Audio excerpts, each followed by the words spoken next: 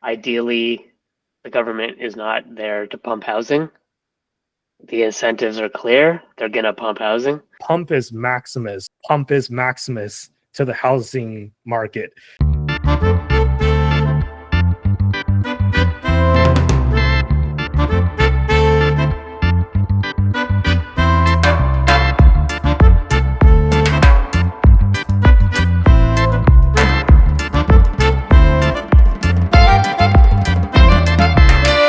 Welcome back, everyone, to yet another episode of Zillennial Money. This is episode 59 of the Zillennial Money podcast. And as always, we have a big mixture of news today. So why don't we not waste any more time and jump right into it? So for the first story of tonight, I actually have something prepared about Bitcoin. Again, I always like to open with one of these stories. I think this is a topic that we're all paying attention to very closely. And, you know, Bitcoin's been chopping around the 100K area for a long time. We thought that we were going to get a breakout to all-time highs, or at least I did. But it seems like it's getting stuck at a resistance level. It's always bouncing between like 101K and 105K. So we'll have to kind of predict where the next big move is going to be, whether it's going to be up or down. But maybe here is some indication as to where Bitcoin will go next, because we recently just had the first two states pass their state Bitcoin reserve bills. So I predicted that this was going to happen starting in, I think, like March or April. I was wrong on that because it came a little bit later than I expected. But at least there's now two, right? So there's one in New Hampshire, which I believe allows the New Hampshire state government to invest up to 5% of their state funds into Bitcoin. And then there were a bunch of different ones in Arizona. But unfortunately, Arizona has...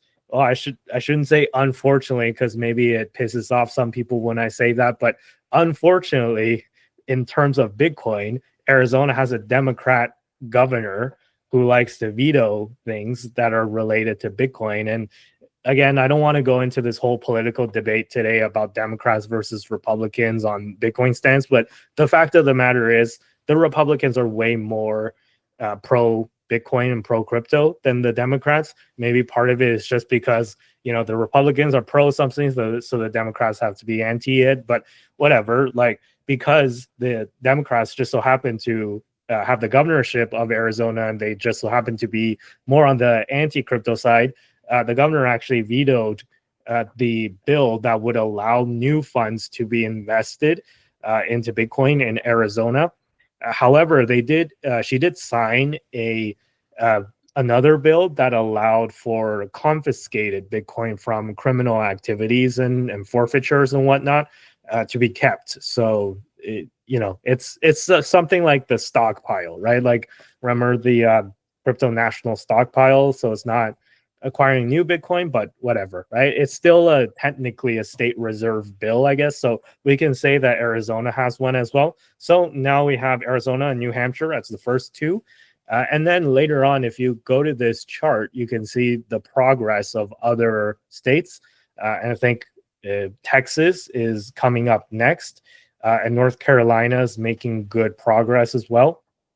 All the other ones are kind of far away from being enacted, but maybe, like, sometimes when things move, they can move quickly. The North Carolina one, it wasn't even on the radar, and then it got introduced, and then it got past the committee, and it got past, I think, the Senate or their House, I don't remember, but it passed one of the two chambers really quickly. So you never know, right? So I said that the point is, I said that this was one of the catalysts that's going to spark Bitcoin's big bull run.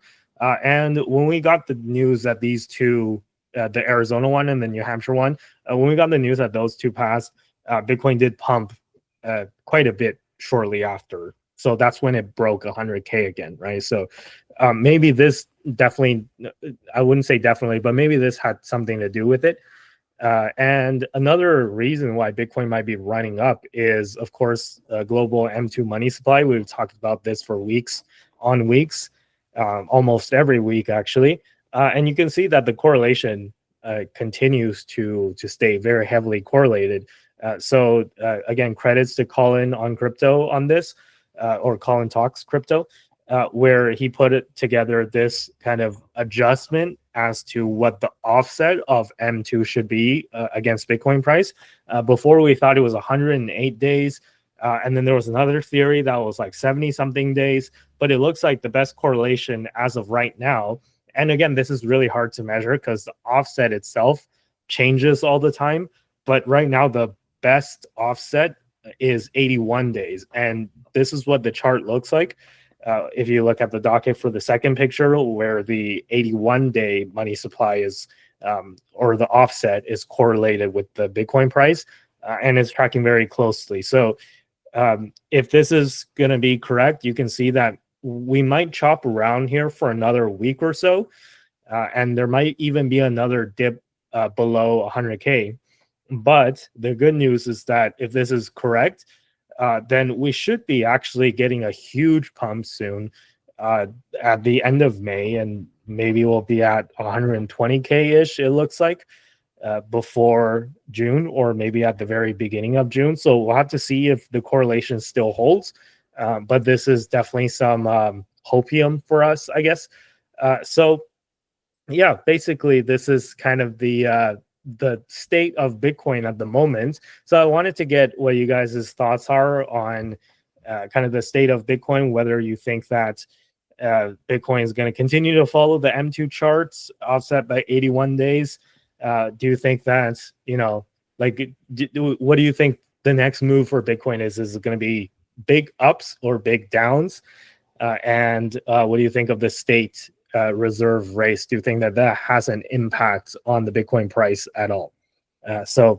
Or if you just want to insert any other, kind of news and rumblings and elements in the Bitcoin or macro space in general that you want to throw in. So yeah, I'll keep the question open. So take it away.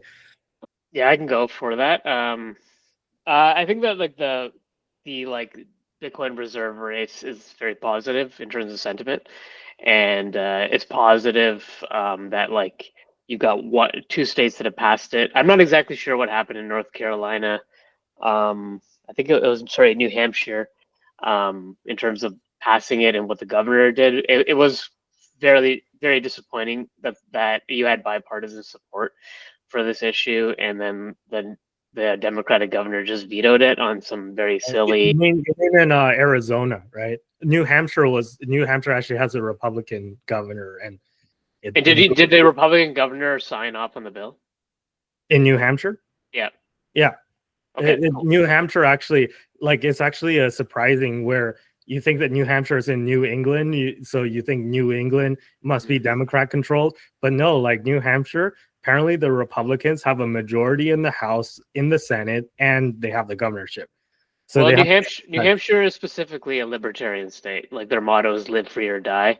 Yeah. Libertarianism is sometimes associated with like Republican politics, but it's in reality it's not. In the United States, like libertarianism is very much the like base like of the all Americans, like they all kind of start there, and like libertarians were very big supporters of Obama because he was for getting rid of Guantanamo Bay and that kind of stuff. They felt betrayed by the Bush administration. So libertarians are often like the kingmakers in American elections, and New Hampshire goes both ways, Democrat or Republican. So it's very positive to see that the libertarian state of America, which often boasts Democrat, is still true to the libertarian roots in that they support something like Bitcoin.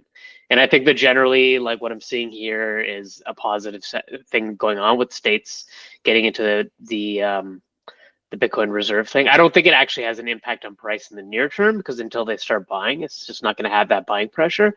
But it definitely is going to help with sentiment.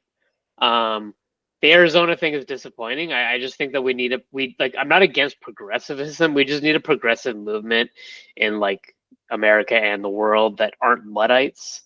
Like rejecting technology never leads to prosperity for your people. So I think politicians who are rejecting technology on a very silly basis, like it's an unproven asset, are really selling their citizens short. Like politicians and leaders who embrace technologies are the ones who create prosperity for the leaders. So I just think it's stupid to be against a censorship resistant neutral money just because it's a political, you feel like it's a political issue at the time. Like for this, my only comment here from like what the Arizona governor did is we need less expert worship pompous BS from the Democrats and from the left. We need people who are actually like focused on like technologies that make people's lives better. And it's disappointing, but at the same time, I'm looking at the chart of like the bills that are in progress, and it's actually still very positive. And I think that one day Arizona is likely going to pass this bill. It might just take a couple of years, might need a new governor. What's positive about Arizona was it was a bipartisan bill, so they can revisit this down the line if they needed to. In terms of like M2 money supply and global liquidity, I'm generally always a believer that Bitcoin is a great predictor for liquidity. It does follow M2 money growth, and I think that Andy's prediction that we were going to get a bull run starting in May ended up being very correct. And I think that it will probably continue on at this point. I know I'm hearing from a lot of people in the Bitcoin community who are following Josh Mandel that think we're going to retrace to 84K before we go up again. I hope they're wrong, but at the same time, even with Josh Mandel's prediction, he still predicts a 440,000 Bitcoin for the end of the year. So I'll take a retest to 84K if that's what needs to happen before we rock it up again. But I don't really think it's going to go that low. I think the markets are looking really good. I think that everything in the market looks good except for Jerome Powell, who doesn't want to lower rates. So we'll see how long that takes. But I still think it's going to happen fairly soon. And I think that things are going to rocket up. And I think it's going to be a very prosperous year in the markets this year. Yeah, totally makes sense. And before I pass it to Tristan, let me just add a few things. So if you look at the M2 chart, it doesn't say that it's going to go up in a 45-degree line like directly, right? Like there's chops too. Like it is up and to the right in general, if you look at it from like a half a year to a year kind of point of view. But there are some chops. So it does look like we might be in for a correction back down below 100K soon. So, like we're at, I think I checked before the show started, we're at like 103 something. So, it's only like $3,000 above 100K. So it could easily drop 3K, and that's like not a big deal at all. And even if it drops to 84K, like Josh Mandel is saying, if he's right about that, then he better be right about the 444K as well. So I would definitely take a retrace to 84K if it means that we hit 444K as well before the end of the year. So I think that that's a fair trade, and I'll take that deal any day of the week. So yeah, that's what I had to add. But let me pass it to Tristan now. Yep. I think it's definitely a bullish sign that they are passing the strategic Bitcoin reserve bills, or however they want to call them, in the US. I think that's definitely a pretty bullish sign. I think that's definitely going to be contributing to bullish sentiment, which is mostly what we kind of need. Is we really need positive news in the markets, especially since all the tariff shocks. I think at this point, this is looking to be getting pretty well set up for a nice bull run here, because the tariffs seem to be settling down significantly. The whole tariff issues. We have stuff being figured out on that front, and then there's positive news for Bitcoin with the SBRs, and then we're also looking at that global M2 where there's been such an increase in the total money supply, which will naturally result in funding funneling into one of the anti-inflation assets, aka Bitcoin. Because if you really want to exist and enjoy yourself, it's nice to have your money still be money and not be chronically declining in purchasing power. So I think this is shaping up to be pretty positive overall. I like the fact that we're tracking the M2 currently. I was expecting it. And I think, Andy's prediction on May being when the Bitcoin started going up again is been proven pretty accurate. I think, when it comes right down to it, I think the only thing is that we're all going to be wishing we scraped together a few more dollars to buy Bitcoin back when it was like 70K in a few months. But, hopefully we'll get to that 400K or, even like 200K. Like anyway, like it'll be difficult to predict how high we get in the end. But I think once we start moving up aggressively, it's going to start moving up relatively quickly. And we've already kind of seen that. We've already had pretty big moves, all things considered, like with the movement up from like we're basically at 80K, a couple weeks ago. And now we're back over 100, and we're pretty comfortably over 100, I would say, like the 103. I haven't seen it even get into the hundreds, I don't think. I think the lowest I saw was like 101, but maybe I missed it. But we've been pretty confidently over 100 for the last while, so it's looking like we're pretty well set up. But we're gonna have to kind of play it by ear. And on that front, I hope that we're gonna be seeing this move into Bitcoin miners and some of the other proxies, because I think Bitcoin needs the Bitcoin miners in general in order to exist. So it would be nice also from my perspective, as someone who has invested in the Bitcoin miners to get some nice profits on those, because they are still currently relatively beat down, even though Bitcoin's back on the rise. Like they've come up a bit, but they've not reclaimed like levels that they were at back when Bitcoin was even at a similar level, or heck, even like 90K, like 95 back when it was at 95. Bitcoin miners were even higher then. So I think we're shaping up to be looking pretty good, but we're kind of in the wait and see moment, Yeah, I actually have a theory on this, and it's not in the docket, but now that you brought it up, I might as well bring it up anyways, as to why like kind of Bitcoin miners, proxies are kind of lagging. I feel like this has to do with altcoin season and Bitcoin dominance. So this is something that Ben Cohen from Into the Cryptoverse has been talking about a lot on his X channel and YouTube channel, and I've been like his videos are really long, so I haven't watched every single one of them, but like I think he generally makes some good points about this cycle the main story has been Bitcoin dominance going up. And in case you guys don't remember what Bitcoin dominance is, it's a percentage of the entire crypto market cap that is made up by Bitcoin. So for example, like if it's at 60%, then that means that 60% of the entire market is Bitcoin. And that means that if Bitcoin dominance goes up, it means that Bitcoin is outperforming the altcoins, relatively speaking, right? Like even if they both go down in US dollar price, as long as altcoins go down more than Bitcoin, then Bitcoin dominance still goes up.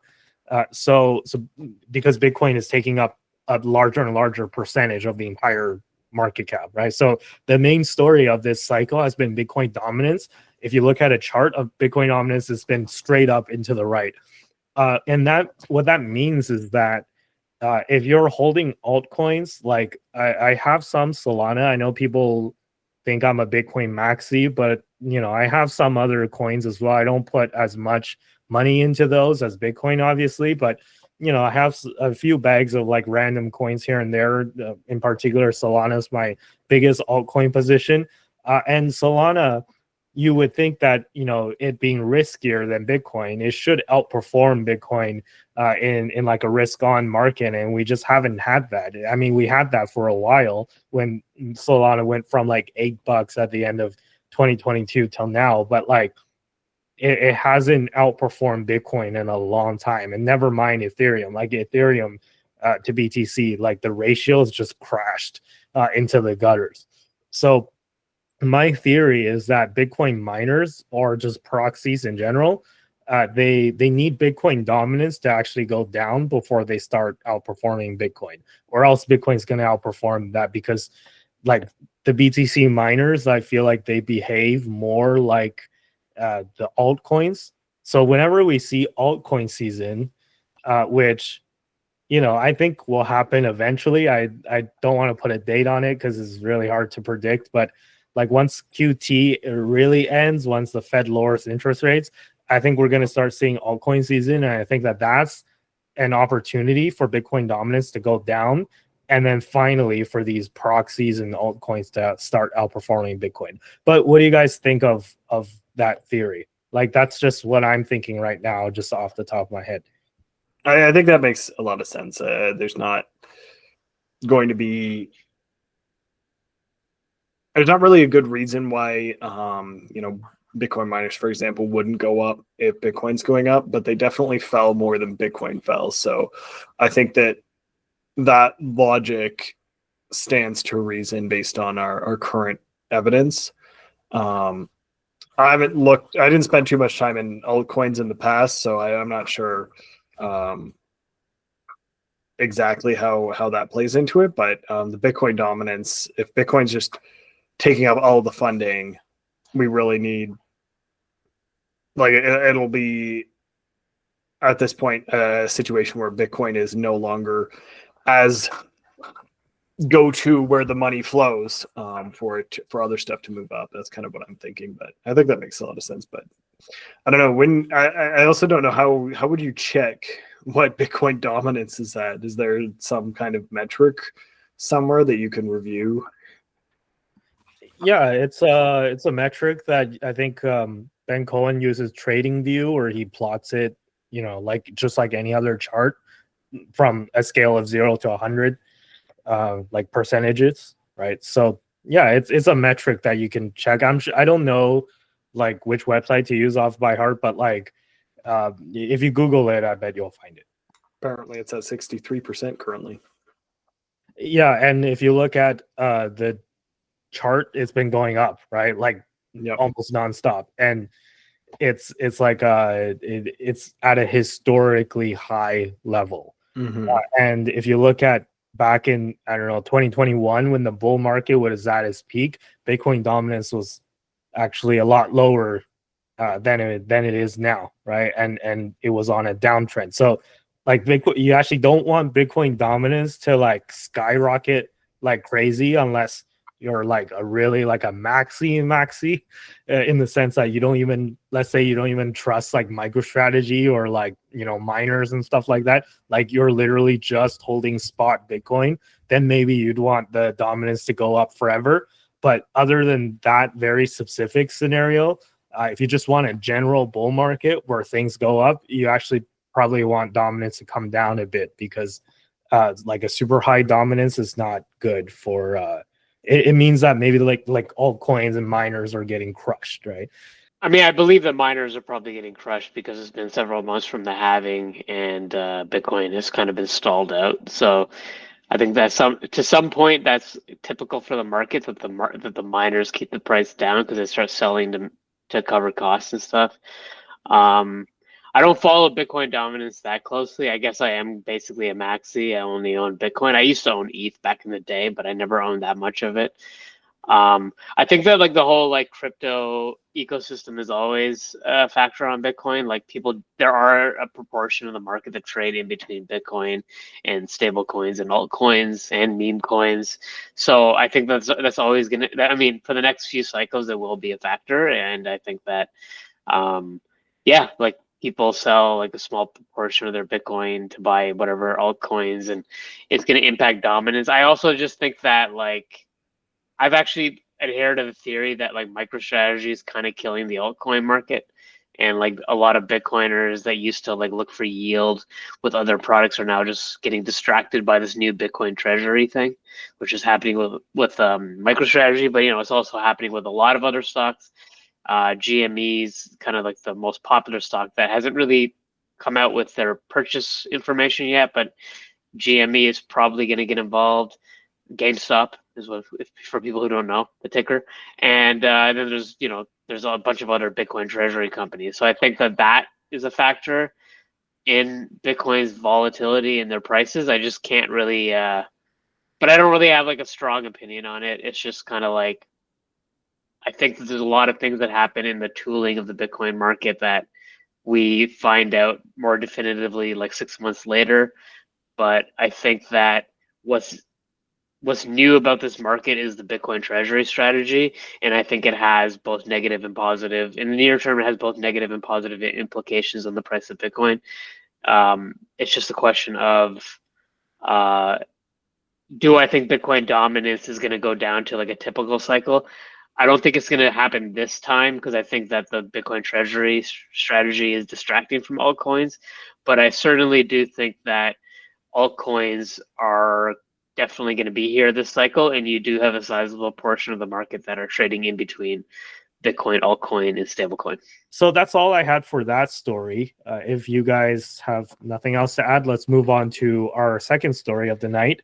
Now, I promised that after the election in Canada, we'll stop talking about politics, but that was a lie because there are some things that are happening that are just too interesting and too much fun to resist. So we must wander back into the world of Canadian politics because this week, or it didn't just happen this week, but the story is taking a lot of twists and turns, and this week is the latest twist and turn in this one seat in Quebec called Terrebonne. I'm sorry if I pronounced that incorrectly. I do not speak French, but in Terrebonne, there was this seat had flipped back and forth between the Bloc and the Liberals several times. So I think on election night, it was said that the Liberals won, but then they did a recount.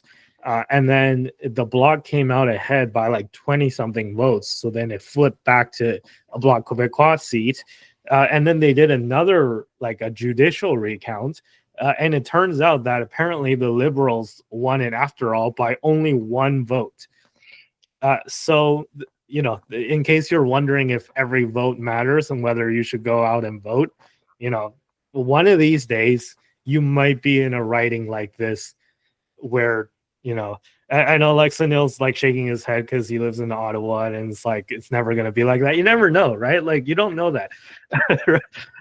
So like in like 10 years, everything can change, right? Maybe not next election, but maybe the election after that or the one after that. So you should always go out and vote because even if you think you live in a safe riding, the polls could also be wrong. So this is an example of, well, the polls said that this one was going to be close, but you know, no one thought that it was going to be this close where like literally every single vote mattered, right?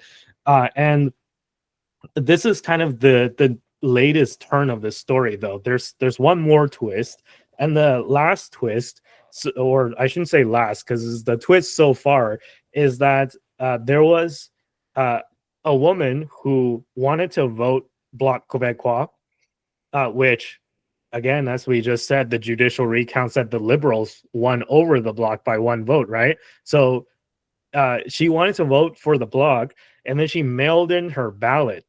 And Elections Canada, they printed these labels on the envelope that she used. So she didn't fill in the envelope herself. Like Election Canada printed the label, and the label had the wrong postal code. So it's a mistake that was made by Elections Canada. And she used that envelope with the wrong postal code to mail in her ballot. And because the postal code was wrong, Canada Post, or I guess it would be Canada Post that handles this, they returned the ballot to her, so it was never counted. So she still has the ballot, and the ballot was for the Bloc, right? So if that vote had counted, then that means that this would have been a tie. because again, the Liberals only won by 1 vote after this recount, right? But she has the ballot in her hand, and she's like, they returned the ballot. I missed my election. I missed the election, and they didn't count my vote. So literally, that like one mistake with that label, which was made by, again, Elections Canada, not by her, that made literally the entire difference in that writing, right? And this is a big writing with like, well, I shouldn't say big writing. It's like only 60,000 votes casted, which was like, it's not a huge writing, but it's a significant number, I guess. And the reason, by the way, why these recounts change so drastically, like the final vote tally, is because of rejected ballots, right? So whenever I bring up like these topics about, isn't it suspicious that it's like flipping back and forth and stuff? People are like, "Oh, you're an election denier. You're like a conspiracy theorist." Like, no, I'm not saying that there's voter fraud. I'm saying that the reason why these recounts are flipping the results back and forth is because there's a certain level of subjectivity in determining whether a ballot is rejected or not. So, for example, like if you mark the ballot, and let's say if you wrote a number instead of putting an X, then that is technically invalid, right? Because you can't but what if you wrote a 1, right? Like, does that count as a check mark? Because you can put a check mark as well, and that counts, right? What if you wrote a 1 that looks like kind of like a little marking, right? Like, is that a number or is that just a straight line? Because you just put a 1, right? Or some people, you're not allowed to identify yourself or put like political slogans or anything. So let's say if you mark the ballot properly, but then you wrote hashtag elbows up or something like that on the ballot, then technically it should be rejected. But like, what if you only put like in like the letter E and U for elbows up? Like, you get what I mean, right? There's so many different scenarios, and there's so many different ways that a ballot could either be accepted or rejected, or sometimes the ballot's right in between. So that's why when they do these recounts, there's a certain level of subjectivity, and that's why the vote kind of flips back and forth. So if you look at this writing, Terrebonne, there's in the final tally, there's 840 votes that were ballots that were rejected. So again, the Liberals won this writing by 1 vote according to Elections Canada. So 840 is like 800 times more votes than they need to flip this result either way. So yeah, again, this Elections Canada has said that this is their final result. They're standing by it. The Liberals won this seat. If the Liberals do end up winning this seat, then they would be at 170 seats, which is only 2 short of a majority. So it looks like the Liberals are slowly creeping up towards a majority at 172. And there's another recount happening in Windsor, which the Conservative candidate in Windsor, Tecumseh, I think is the writing, she won by 77 votes. So very close. And Windsor is like a big city, right? So a recount could easily flip that one as well. So if that one flips to the Liberals, which the Liberals are in second place, 77 votes short, right, of winning the seat. If that seat flips to the Liberals, then they would be at 171. And then let's say they work with Elizabeth May, who's the single lone Green Party candidate, then we could have a Liberal Green coalition, and then that will be enough. They don't even need the NDP anymore, if that's the case. So yeah, like there's a certain scenario that's becoming ever so more likely by the day that the Liberals actually sneak their way into a majority after it looked like they were only going to win a minority government. So this is kind of the situations we're in. So I don't want people to get the sense of like, oh, why are you talking about this like random seat in Quebec that like no one cares about?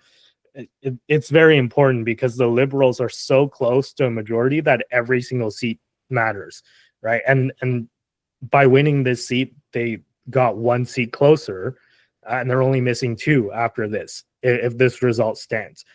So again, this is the situation, and my question to you guys is, what do you guys think should be like done here, right? Because I've heard that this is probably going to get challenged in court, first of all, and I've heard that people are saying it's so close and there's so much subjectivity to rejected ballots and stuff. Like, this whole result should be just invalidated, and they should just hold a special by-election and do a do-over, right? And which is what they would do if it was actually a tie, if they actually counted that woman's vote, but they didn't. So maybe that's the best solution. And what do you guys think of this situation in general? Like, is there, like, because I know people are saying that Elections Canada is supposed to be impartial, but are they really impartial, or is Elections Canada, like, or do you think that there's some level of bias at play here, right? Because I always like to do this experiment where I flip the parties back and forth, right? Like, if I flip this situation to the Conservatives, let's say this happened to the Conservatives, where there was a recount and the Conservatives apparently won by 1 vote. Like, how mad do you think the Liberals will be? And like, what would the coverage be like in the media, right? I'm just trying to think of it from both sides, right? Where I know people are accusing Elections Canada of favoring the Liberals. I don't want to go down that route because they're supposed to be impartial, but humans are humans, right? So what do you guys think of this whole situation? Is there some sort of, maybe, like, I wouldn't say elections fraud, but maybe like unfair bias towards the Liberals at play here? Do you think that that's a factor? What do you think of this situation? I think the Elections Canada are professionals, and I think that the people who are poll workers or volunteers, I think they take their role pretty seriously. I've been part of some election scrutineering as a party member, and there's party members in the room who are watching every ballot and debating whether a ballot should be rejected based on the rules that are stated by Elections Canada. So I don't know what the hell's going on with these 800 spoiled ballots. Maybe they're individuals who just purposely spoiled their ballots. Maybe they're individuals who put like a check mark, I don't know, a 1 instead of an X. I don't think that you should have your ballot thrown out just because you put a scribble instead of an X, or you put a check mark instead of an X. But if you're putting, I don't know, I also don't think it should be spoiled if it says elbows up. But the rules are the rules, and like the election scrutineers who are sent there to watch the count follow the rules. If somebody spoils their ballot, they spoil their ballot. So I don't think there's any corruption going on here. I don't think the Elections Canada is biased. I think the media is extremely biased, and I think that a lot of the narratives that I've seen coming out of the story, questioning whether the Bloc should be challenging this in court as some kind of like, oh, you're not adhering to the results of the election. I mean, there's clearly there's clearly an issue here. Like the whole mail situation, like somebody messed up here pretty badly.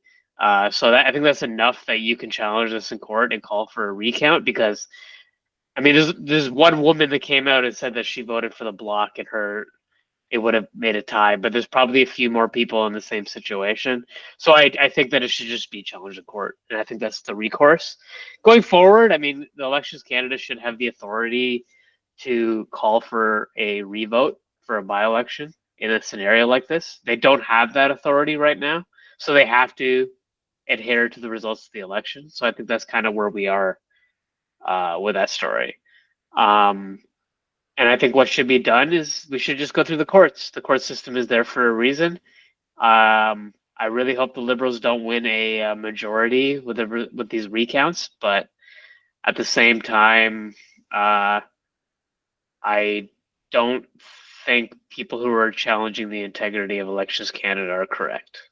For just as many people who are going, I had a Bloc vote, there's probably someone else who's going, I had a Liberal vote that was also not counted. So I think just looking at this from a Elections Canada, like, reviewing this perspective, I don't think that they are necessarily I don't think it's necessarily a case where we should be going, well, that person had a Bloc one that didn't go through because of a mistake.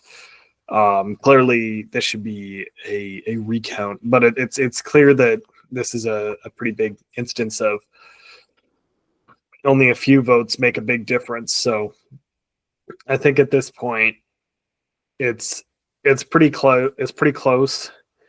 I don't think that it would be remiss to run the election again, do a by-election, just to clarify it. And I think that's just because it's just so close. Like at this point, like they've recounted it 3 times and had it change every single time. I feel like at that point, maybe you might just want to like try and get a better consensus, but at the same time, who knows? Maybe you just have the same thing again if people are truly that split. So on that front, yeah, I think overall, I'm not really that concerned about Elections Canada or anything like voter like fraud or anything. It's just that it'll really come down to like clearly this has been a crazy tight race. I don't think Elections Canada is like putting a finger on like the scale in any way. I think that this is just I think it's just that close, and there'll be spoil ballots no matter what happens. So I just realized that I forgot to add my main point, which is that I think that mail-in ballots are stupid and it causes issues like this. And then we have to sit here and decide whether we need to revote. We should just have an election system where you show up to the polls and vote. I do understand that there's going to be a small percentage of people in the country that require mail-in ballots.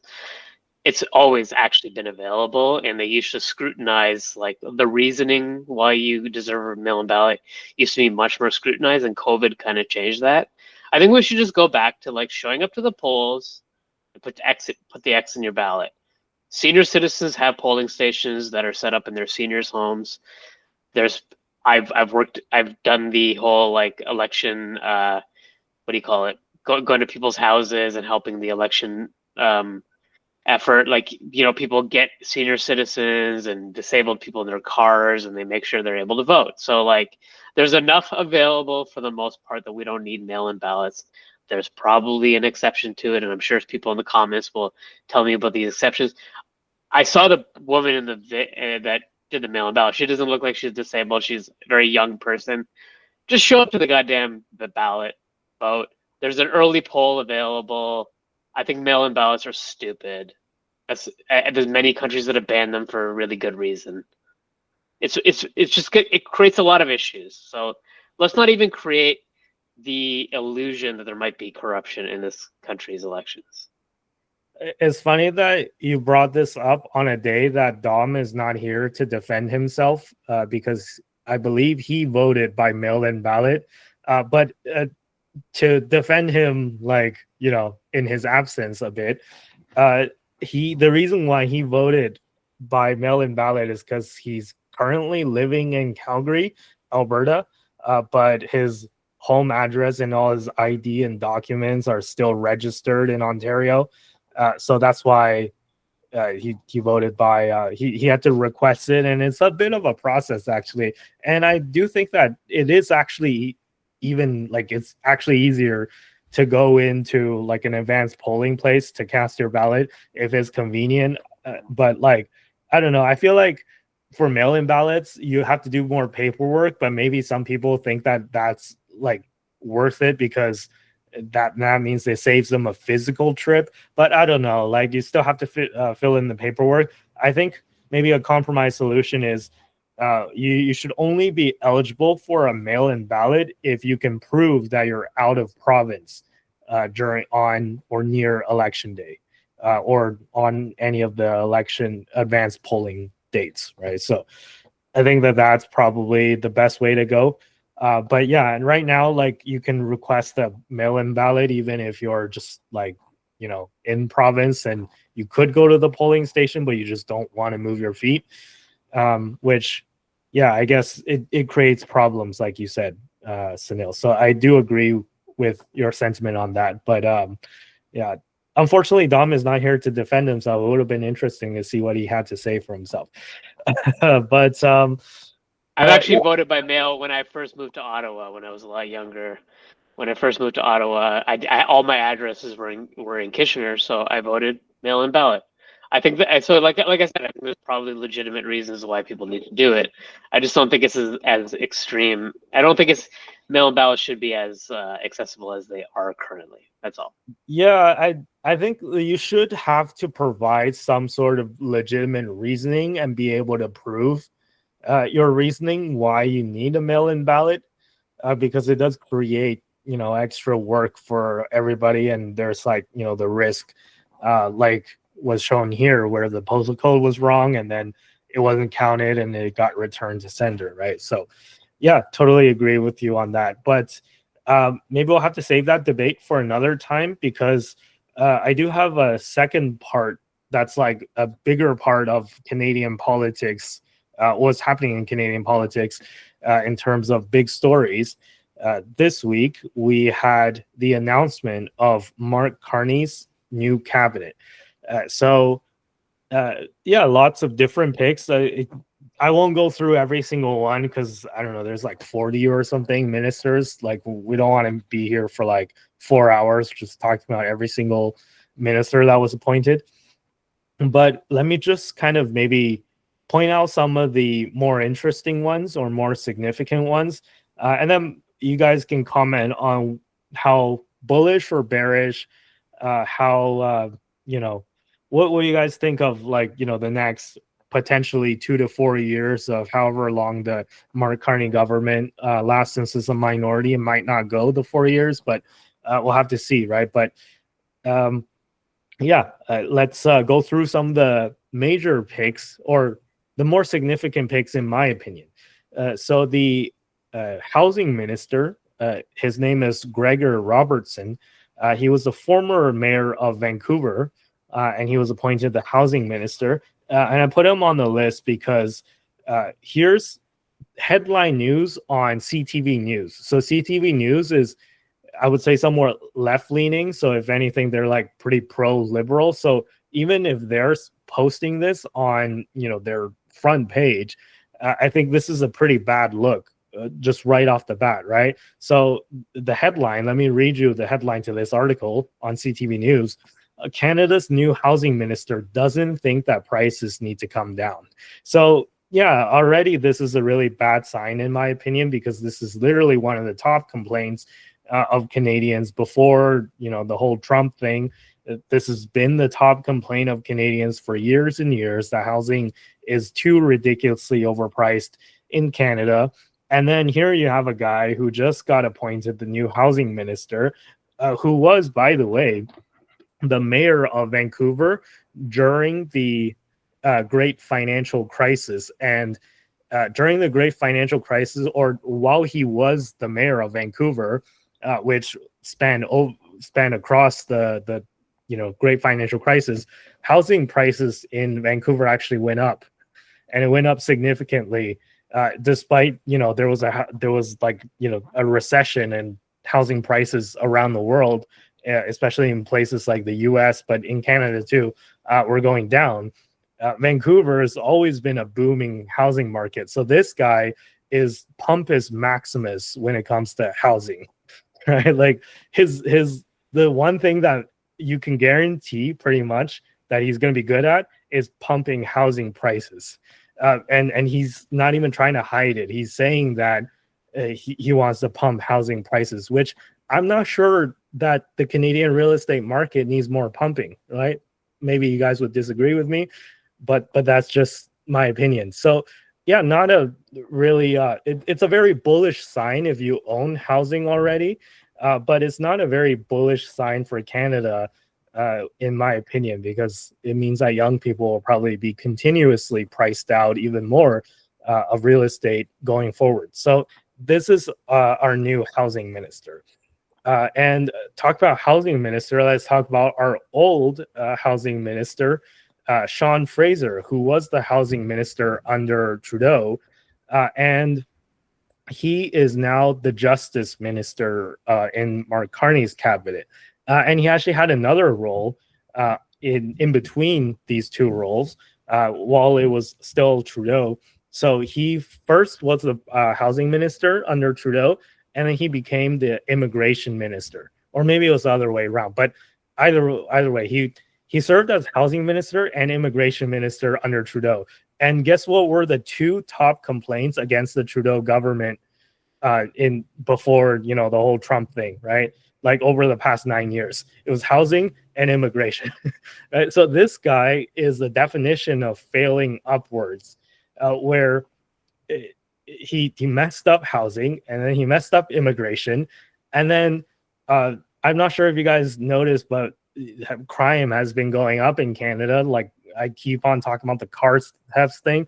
Maybe Tristan, you don't feel it as much in Alberta. It's not as bad, but like in Toronto, like we went through this story way back, like maybe half a year ago, where people are booting their own cars in Toronto. Like they put a boot on their own car on their own driveway because they're so afraid of their car getting stolen, and there's not enough room for them to park it in the garage or something.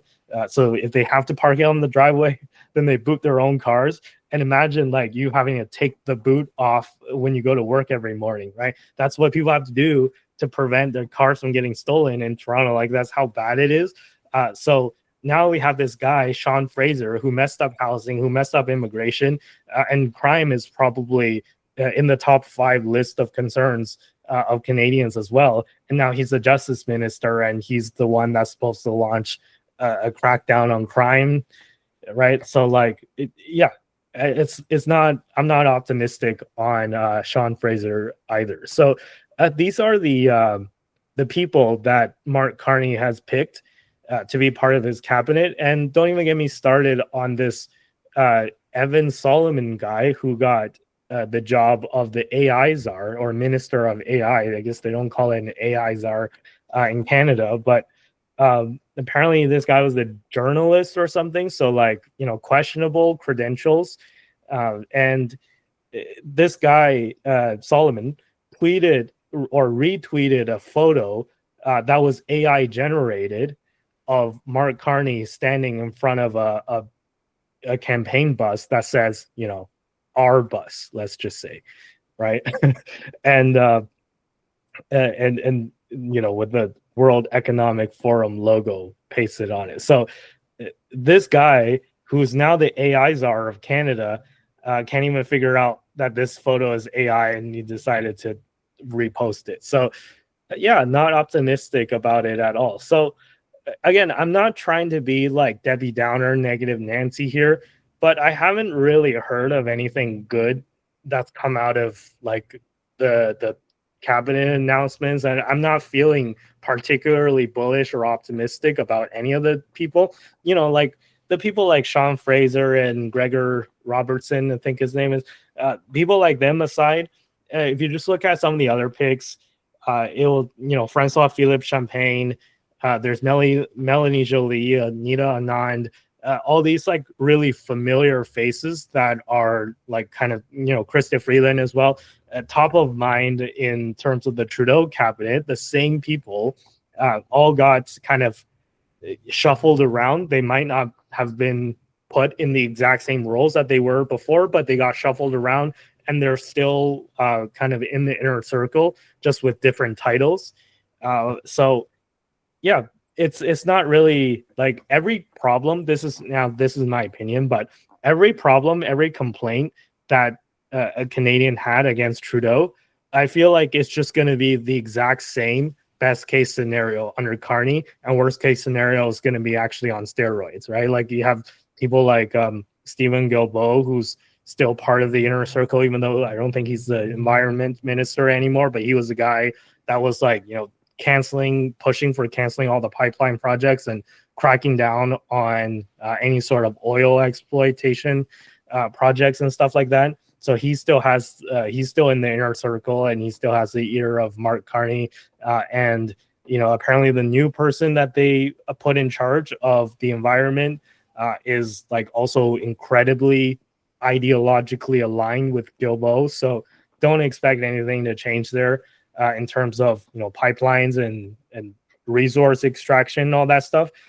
So yeah, I'm just again, I hate to be a Debbie Downer, but I'm very not optimistic after looking at this cabinet. I'm not sure if you guys feel the same. So I've talked a lot. I'm gonna let you guys give your opinion on what you think of these cabinet announcements. Have you kind of gone through them, or if not, what did you think of the info that I just provided you guys? So feel free to take it away. Well, I always assumed we would get status quo, so I'm not surprised. It is status quo. It's the same people. It's the same team. They're just reshuffling, and they picked a new leader. The media told us that Canada voted for change, and there's a lot of people who voted for Liberals who felt like they voted for a change candidate, and this is what we get. So I'm not surprised. This is what I expected. It's just waiting for the rest of the country to catch up to the fact that we just re-elected a government that we all hate because we got scared by what the media told us about the 51st state. Yeah, I mean, like, there's a whole argument that the boomers voted for the Liberals because they need their retirement asset. And even Trudeau admitted this, that they don't want housing prices to go down because so many boomers rely on it. Now, I'm not like somebody who believes in like price controls. And I think that the minister, I forget his name, but I think the minister came out a day later and explained that he's not for like price controls, and he's not for like targeting the price of housing, but he's rather for like creating more competition. I mean, he's just going with the line. I don't think the Liberals have a real plan for fixing Canada's housing issues. I don't think the Liberals have a real plan for anything. I think it's all status quo. Like Stephen Gorbeau and the whole pipeline situation basically told you what the Liberals think. They are still very committed to this degrowth mentality around fossil fuels and pipelines. And there's definitely a contingent in the party that's going to block the development of pipelines. Maybe there is an internal debate. We'll have to see. But yeah, not surprised, but still disappointing. I expect kind of status quo for immigration. Maybe we'll get less mass immigration, but I still think we're going to get a decent amount of it. The Minister of AI thing is just a complete joke, like partially because the Liberals probably don't have a qualified candidate, but my main worry is like somebody from a journalist background believes all the nonsense around AI, doesn't really understand the technology, and will probably pursue a degrowth agenda on this issue. So Canada's probably going to regulate AI before it even like picks up as an industry in this country, which they've done for a lot of things. So I expect status quo there. It's not positive from an economic standpoint with the Liberals. It's not positive with their team. But I'll be patient and wait for change to actually occur in the country, I guess, because we're not going to get it with this government. The Liberals do not represent a change. They are very much the status quo. I got to say, I did find it funny looking at the media because I saw some media sources being like, Carney is too conservative, and then other ones being like, the Liberals are the same, and I'm like, which is it? Is he a conservative? Is he the same? Like, what do you want? I think that from my perspective, it's pretty clear that this is more of a status quo move than any changes, any differences.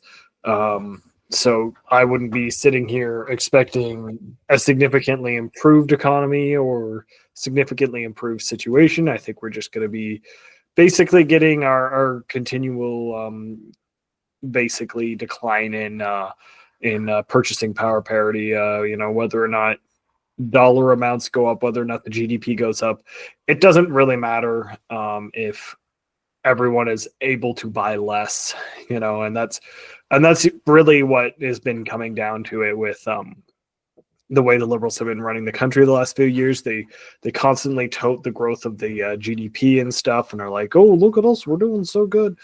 And yet we actually have very high debt to GDP, and they act like we don't. And we have significant internal problems. We have a ongoing cost of living crisis that is continuing to get worse. We had massive inflation.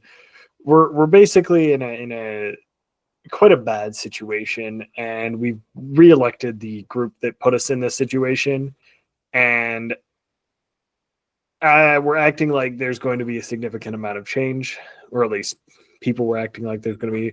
I don't think any of us here was sitting here when, like, wow, there's going to be such a huge difference from Carney and the Liberals compared to the last time we had the Liberals, which was immediately before Carney and the Liberals. So I think this is very much just going to be a continuation of what we've previously had. And as a result, this is going to be a not particularly great long-term prognosis for Canada as a whole. Like, we have proven to be very good at generating very intelligent people who are very competent and are very great at what they're doing. And then we also do a great job of encouraging those people to leave Canada as quickly as humanly possible and go to some place where they can do what they want to do more efficiently. And I think on regards to the AI piece, I think that's also another area where the Liberals, I have a feeling, will probably react as like, oh no, we need to stop the AI or something, or like regulate it and, you know, make it as inconvenient as possible to apply it. And well, I understand that AI is a significant risk in general because, you know, it is a filthy liar all the time, a confidently filthy liar. We do need to understand that this is the future that we are looking at. Like, AI is not going anywhere, and we need to figure out how to utilize it and get our extremely smart people that we generate from our quite prestigious and effective post-secondary schooling, for example. And honestly, our normal schooling is pretty good. We really need to be utilizing the human capital that we are capable of generating in a much more efficient manner and encouraging them to stick around. And my feeling with the Liberals is that is probably not what they're going to be heading down the route of, given that that's really not what they've been doing the last while. And on that front, the housing minister's comments about keeping housing up, guess what? If people can't afford houses, people will make different decisions than if they can afford houses. People will choose not to have kids. People will choose not to take risks. People will choose not to do a lot of different things that would be more beneficial to the country than if they weren't. When you are not secure in your housing situation, you tend to be much more risk adverse than someone who is secure in their housing situation. And so, because we have this ongoing problem with the housing prices being too high, well, people are looking to move in society. People are not looking to have two kind of the have house, the no have house kind of societies going on. And the Liberals seem to be looking at this from a let's turn this into a have house and a not have house scenario. And I don't think that is a wise plan in the long run, because the ones who have houses will continue to gain wealth from the fact that they have houses that will appreciate against inflation. Well, the ones who do not have houses will be the ones who are suffering from inflation unless they have an alternative asset, which likely they will not. So, as our ongoing issue of growth, wage cap, like our wages do not keep up with the level of inflation and the cost of living. So as an ongoing problem with that, we have a situation where anyone who is relying on their salary as their primary method of generating wealth and basically relying on that growing and then them being able to save up for retirement and such, those people will just continue to get poorer even if they are doing arguably the right things, because inflation will eat the stock value, like the value of a portfolio that has not been put into stuff that is inflationary, protected as inflation.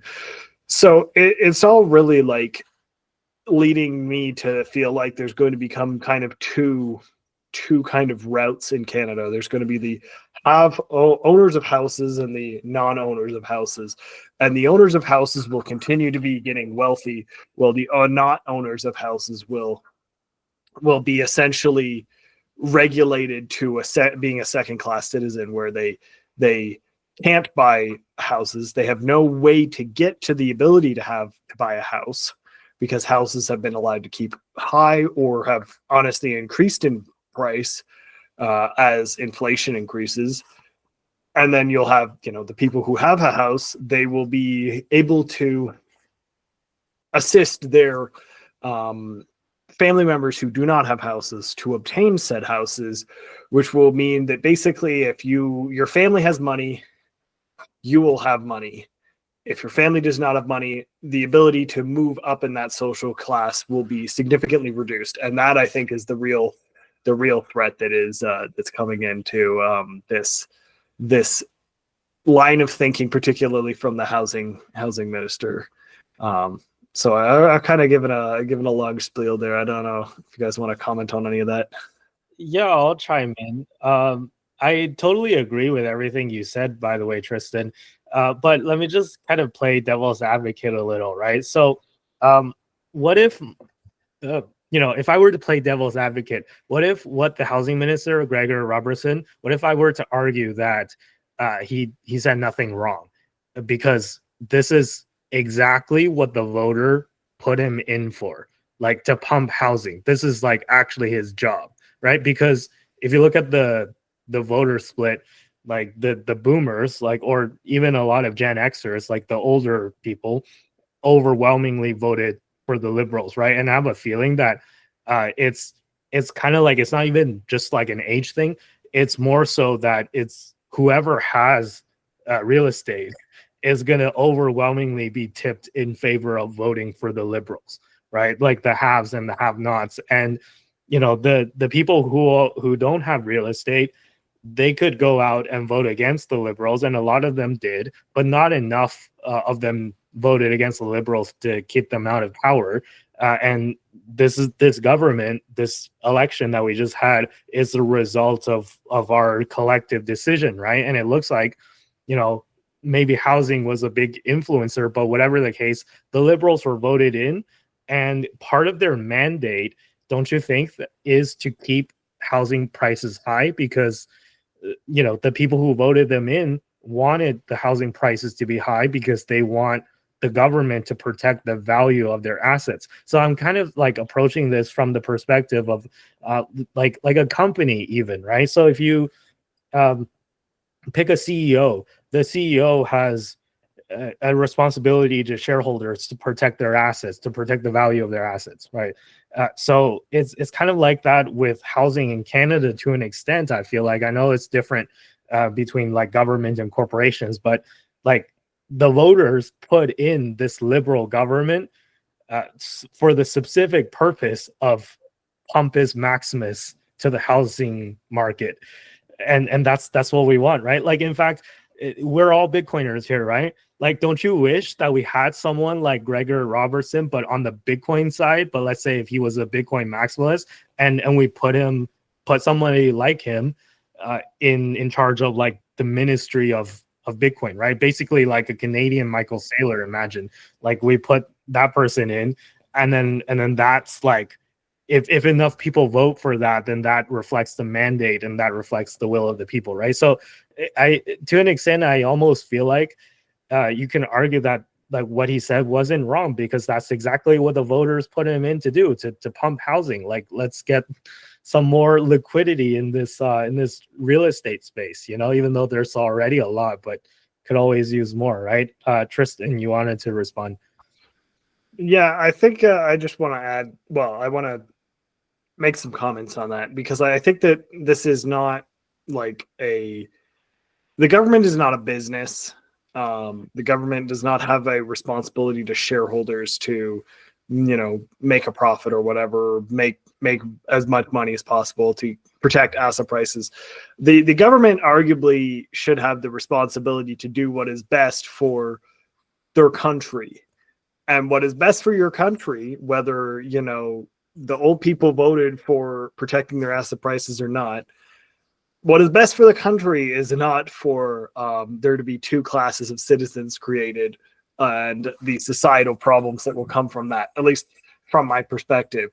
So I think that, you can say that he was voted in to do that. I think he has a responsibility it's kind of like maybe not, it's not a fiduciary responsibility, like a governance responsibility of he should be doing what is best for the country, not what is best for the people who voted for him so that he can get voted in again or whatever. It's not about what you were voted in for this election. It's about what is best for this country going forward. But unfortunately, that's not usually how they think about it. Yeah, I agree with both what you guys are saying. Like, you're both right. Ideally, the government is not there to pump housing. The incentives are clear. They're gonna pump housing because their voters voted for it. There's the whole dynamic between boomers and younger voters, and I've always said, I don't think the voters who chose the Liberals are inherently evil. I don't even think they're consciously making this. They're just voting with their checkbooks, and their checkbooks tell them that their savings are in housing, so they're going to vote for parties that support the demand side of the housing industry, which has been something that's been a big problem in Canada. We have a very robust mortgage insurance system in Canada that's run by the federal government. The purpose of that mortgage insurance system is essentially, the mandate is to protect Canadians and protect the system from defaults and all that kind of stuff. But when it comes down to it, these are mechanisms to create demand, and we're always pumping the demand side, and the politician is always incentivized to pump the demand side. And I think that the unfortunate, scary part of housing in Canada is I don't know if there's a government solution to it. I don't know how are you supposed to elect a government who campaigns on crashing the housing market? Because there's unintended consequences to doing that too, which are complicated to analyze. I don't really even know what would happen if we purposely crash the housing market. So I think that it's one of those things that we all know we're in this bubble. We all know it's going to end one day. We all know the longer it takes for it to end, it's going to be really devastating for the country. And I assume that this madness won't end until the market crashes on its own. So that's kind of my biggest fear, is that there will one day be a crash scenario where Canada has no choice but to crash their housing market.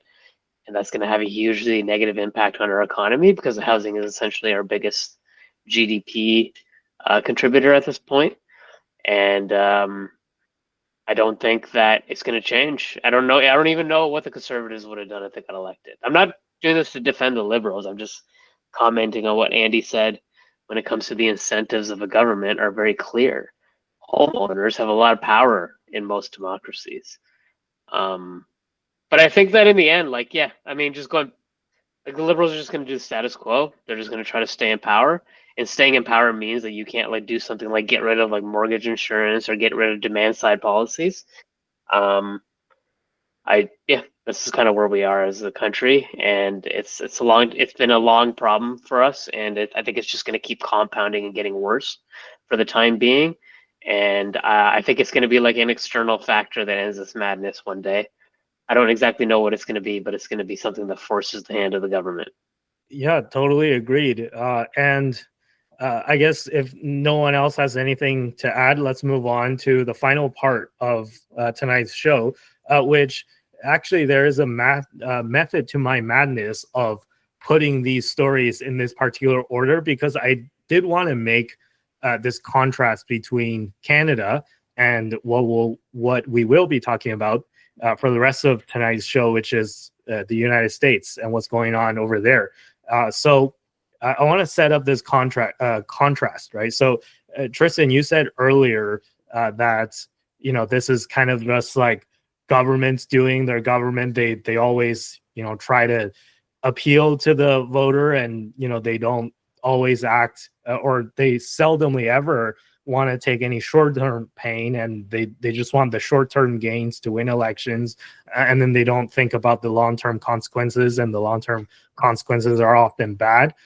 So this is actually one of the things that I think that illustrates the biggest difference between the Trump administration in the United States and what we've seen out of the Trudeau Carney liberals here in Canada. So I'll set this up as to what I mean, right? And you'll see in a second. So I just want to preface this story with I'm not sure if you guys have ever read the book 0 to 1 by Peter Thiel. Peter Thiel is the one of the founders of PayPal, founder of Palantir, and multiple successful companies as well besides those. But Peter Thiel, one of the most famous names in Silicon Valley, he wrote this book called 0 to 1. And one part that was particularly interesting, it's been a while since I've read it, so excuse me if I paraphrase things and don't get the quote exactly right. But he said that one of the most interesting interview questions that he likes to ask from like for a prospective hire for a job is, what's an opinion that you hold that is in contrast, that is contradictory to the common belief or the common opinion. And you ever seen that meme from Tangled where it's like the guy's like getting swords pointed at him? It's like, what opinion will you have that makes you end up in that situation, right? So for me, that opinion is my support of Trump, because in case you guys haven't noticed, Trump is not exactly the most popular person in Canada right now, or even in a lot of parts of the US. So, why am I so bullish on Trump, and why do I support so many things that Trump is doing when he's like one of the most unpopular people in my immediate vicinity, right? So like out of my friends group, I think maybe Sunil, you're the most bullish, you're the other most bullish person on Trump, and then everyone else is kind of like at best lukewarm and skeptical, at worst just like full on Trump derangement syndrome, hates everything that he does, like Trump would cure cancer and he'd still be the devil and stuff like that, right? So yeah, that's an opinion that's like not very popular right now. But I just want to kind of, use the previous story that we covered to contrast what's happening in the United States. And what's happening in the United States is that what I feel like is happening is Trump is taking a lot of short-term pain and getting some things in return that have long-term good implications for the American people that will take time to play out. And for once, we have a politician, although not here in Canada, but in the United States, that's willing to take short-term pain in favor of long-term gains. So what do I mean by that, right? Well, there's been a few good pieces of good news that's happened recently that I like to highlight. So remember how like the market completely freaked out and the S&P crashed by like 20% because of the tariff drama, because Trump was going to like launch a trade war against the entire world and blah, blah, blah, right? And everyone was afraid that the world was ending. Well, the S&P is now back to break even on a year-to-date basis. And recently, Trump announced a UK trade deal where, of course, he was the one that posted this. So, of course, he's only going to name good things. But if you take a look at this, kind of the framework of this deal that Trump signed with the UK, the US is gaining UK market access for a lot of US produced products like beef and fruits and, a bunch of agricultural products. The US still has the 10% tariff on the UK, but the UK lowered their 5% tariff or 5.1% tariff to 1.8%. So it's like the US increased tariffs on the UK in exchange and got the UK to lower their tariffs. And the UK also promised to buy Boeing equipment and it's just, a bunch of extra revenue that the US is going to get. So I don't know. To me, that seems like a win for Trump, right? That the fact that he got this deal. And if you look at what's happening with other countries, well, the trade war with China, everyone's saying that that's going to like be completely world ending because Trump put 145% tariffs on China.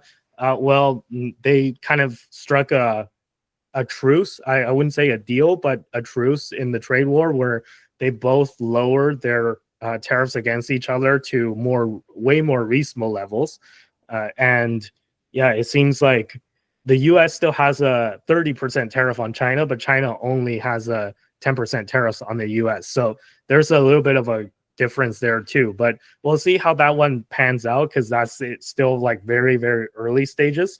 But it seems like that he's making some progress on, getting kind of a fairer trade arrangement with China as well, which nobody, by the way, predicted this to happen this fast, right? Like if you were to say a month ago that Trump was gonna, strike a deal with China where they both lower their tariffs against each other and they kind of have a mini truce, I don't think anyone would have believed you, right? And by the way, this UK deal also happened at kind of a record pace.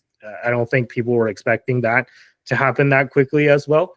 And if you look at another piece of good news, inflation data just came out for April, and it was lower than expectations, right? Expectations was 2.4% year over year. We got 2.3%. And then month over month was expected to be 0.3%. We got 0.2%.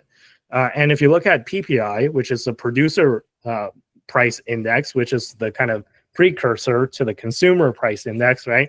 First, you have the producer, then you have the consumer.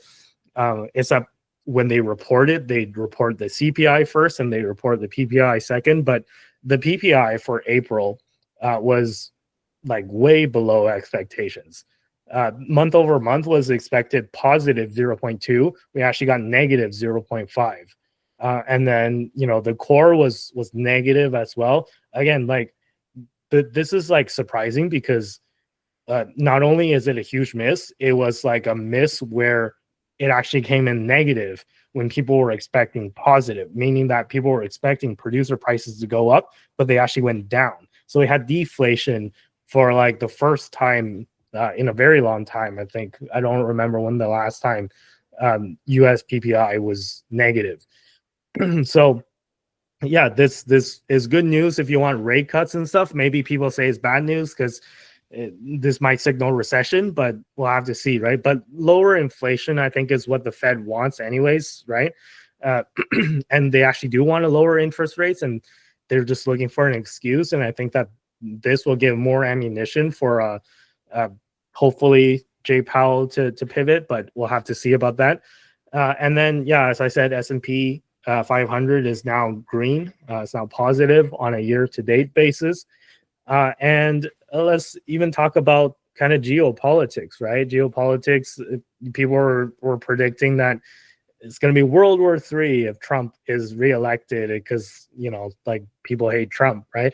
But if you look at what's happening in the Middle East, there were a lot of people that were predicting a huge war with Iran. But it looks like that is not happening. And in fact, things are moving in a correct direction where they're kind of still hashing out the details of a nuclear deal. But we'll see if Trump manages to pull that off. And even people from Washington Post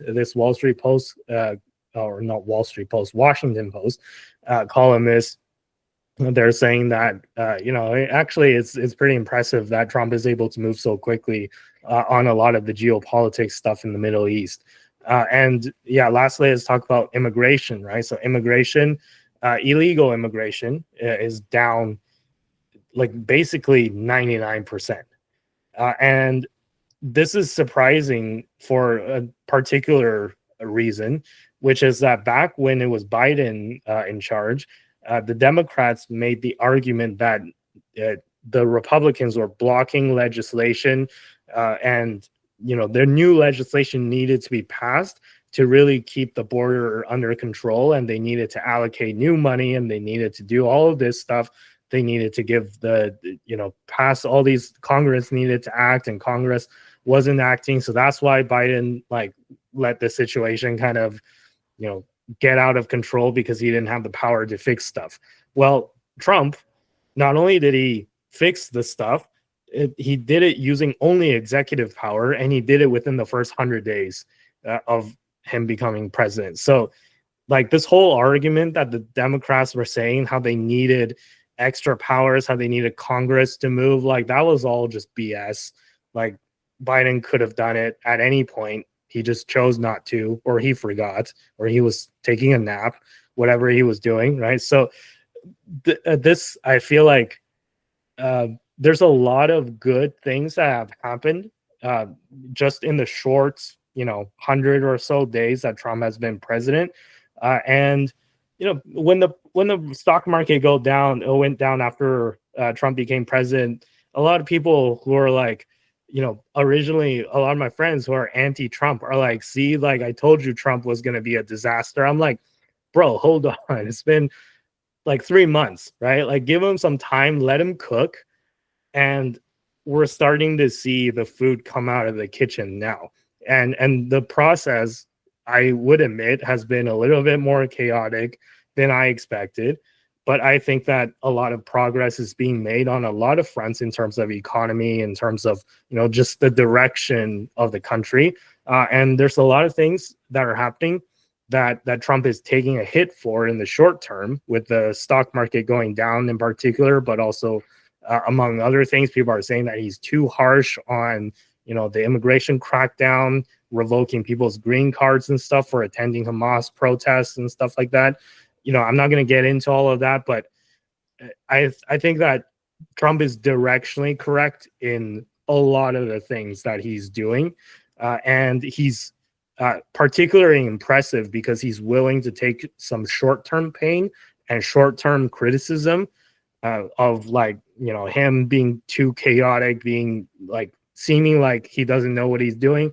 He's willing to take that hit in popularity and his approval rating in exchange for long-term gains. And I wish that more politicians would be like that, where I see, like, Mark Carney in Canada, when he got in, one of the first things he does is, used an order in council to spend billions of dollars, and then he's going to vastly expand the dental program, which, like, again, I'm not against people having dental care, but, like, it's going to cost billions and billions of dollars, right? Like, and he's doing that without reconvening parliament first. He's just kind of trying to spend money, trying to, boost his popularity up even more, show everyone that, oh, you made the right choice. We're going to give you candy now because you elected me as prime minister, right? So I see that contrast where Trump is someone who's willing to take the short-term hit, whereas somebody like Carney is absolutely not willing to take any hits at all. His housing minister just said that, we don't want to take a hit in terms of housing prices. Housing prices can stay up. We'll think of other programs and stuff to help young people purchase a house, but we're gonna, like, kind of protect the housing prices and the housing, like, the asset values. So yeah, I just think that these two stories that we just went over kind of have this big contrast between the US and Canada. I'm not sure if you would agree with my opinion on that, but that's the story. And I'm sure I saw Sunil write a bunch of stuff down, so I'm sure you have a lot to say. But I don't know if you want to go first or if Tristan wants to go first, but whoever, just take it away. I mean, I'll try to go through this relatively quickly, but, like, as I predicted before, the 10% tariff, it's not going away. The United States needs new revenue to refinance its debt, and I think that they've got a source of revenue to do that, and I don't believe the U.S. is going to get rid of the 10% tariff for anyone. I think that I've mentioned it before, but I think this is partially, and one of the main goals of this policy has been for the Trump administration to normalize the idea of some sort of a VAT tax, which in the form it's taking, it's an export VAT tax, and I think they normalized it, and I think that we're going to get a 10% tax on all imports going forward, and the U.S. is going to use that for a lot of their refinancing activities, which is going to go on in the second half of the year. In terms of, like, why the UK accepted that they wouldn't be able to have 10% tariffs. I think that there's a lot going on under the surface. Like the UK is in a tough spot. They kicked themselves out of the EU. They don't really have a strong trading partner outside of the EU, and they're probably looking for some relief in the English world. So I can see the Americans kind of taking advantage of their situation and being like, no more tariffs, you're going to accept American goods, and that's the end of it. That's just a kind of a side commentary, but I do believe that it's a sign that things are going pretty well for the tariff negotiations. There are, like India, for example, is the biggest tariffer in the world, and they have essentially committed to something along the lines of no tariffs for the United States. They're not massive trade partners, to be clear, but that's still pretty huge. Obviously, the United States wants to use India as some kind of a tool, kind of a force to like mitigate against Chinese manufacturing dominance and hopefully move some of that trade to India. But my point overall on the trade side is that the announcements are coming out. I think we're going to keep getting announcements. I think China and the U.S. are probably past the days of 300, 400, 500% tariffs, and we're going to get somewhere in the single digits. And this trade relationship from the United States between the United States and China, which is actually burdensome for a lot of countries in the Western world, especially like Germany, for example, which is losing a lot of manufacturing jobs. I think the U.S. is going to get consensus amongst its allies, and they're probably going to be able to get some kind of coordination where they can reshape their trade relationship with China. I don't think the trade relationship is over or anything. I just think that it's problematic for U.S. workers, and they need to have a better deal that they can sell to the American workforce. In terms of CPI, PPI, things are looking good. A lot of people like to focus on like surface area economics and think, well, if tariffs are going up, inflation is going to go up. But there's a lot that happens underneath the hood that we don't really understand. Like companies might choose to eat the tariffs and not pass it on to customers in the first portion of this tariff policy, in the first phase of this tariff policy. But I think that in the long run, it will probably cause an increase of cost to customers in the long run. But I think that like when you hear this like narrative in the media that, well, all the tariffs will be passed on to customers, it's not exactly true. Companies have a lot of ways of getting around these things. There's a lot of mechanisms at place. Like, for example, Apple flew in a bunch of iPhones from India. There's ways around these things. And I think that for the most part, I'm not surprised that CPI and PPI are coming down. And I think that Jerome Powell is essentially getting closer and closer to being forced to lower rates because it doesn't make much sense to have 5.5% rates on 2% inflation. It's just the spread is just getting wider and wider, and if Powell doesn't print soon, the economy is in trouble, and he knows that. So he's got a jawbone, and he's got to figure out a way to deliver this message where he doesn't like concede that Trump was right or whatever he has to say to get the job done. So my expectation is that Powell will probably lower rates soon. We're just gonna have to go through another month or two of jawboning before we get there. But the economic data actually looks fairly good in terms of inflation. There's some worries that inflation is low because we have a looming recession, which means rates are going to come lower. So we'll see what happens. But I think Trump's actually, there's a lot of noise behind these policies, but I think things are actually going fairly well. The S&P is back. A lot of risk assets are back. Bitcoin's back to where it was. Tesla will be soon, but I think things are looking up. On immigration, this is where I wrote down stuff.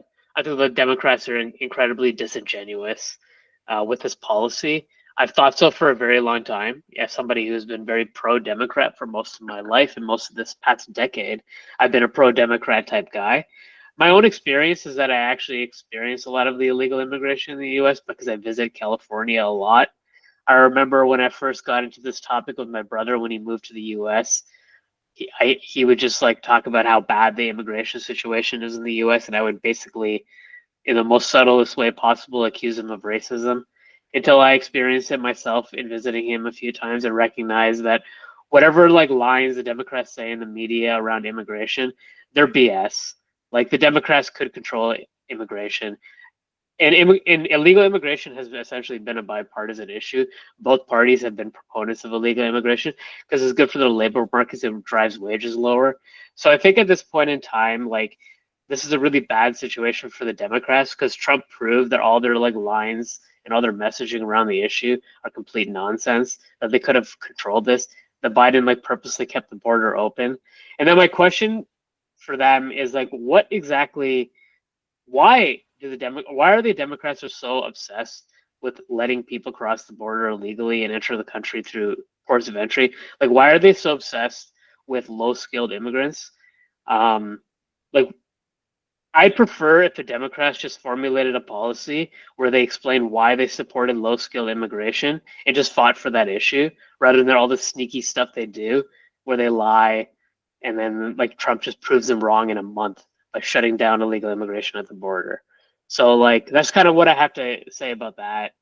The Democrats, the immigration issue is one that makes the Democrats look really disingenuous, and it really is going to hurt their poll numbers for in the future. This is not something they're going to have an easy time getting past when we get through election cycles, similar to the issue around like Biden's cognitive decline. But I think for the most part, what Andy said, it's very noisy. I always assumed Trump was going to be crazy noisy. I didn't necessarily predict what would happen to the stock market or anything, but I always assumed chaos because that's his mode of operation, the art of the deal. And I think that we're past the noisiest part of the tariff policy. And I think we're still going to keep getting announcements. We're going to keep getting good economic data in terms of economic data that favors lower rates. And I expect that sometime in the second half of the year, 10-year and 30-year bond yields will drop below 4%.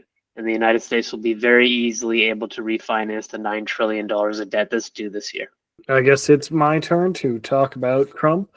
I think we've heard a lot of very, at least moderately positive stuff about Trump. Personally, my take is generally going to be more on the negative side. I think that Trump is, he likes to create chaos, and then be the savior of everyone by resolving the chaos. I think all of these trade deals kind of are indicative of that.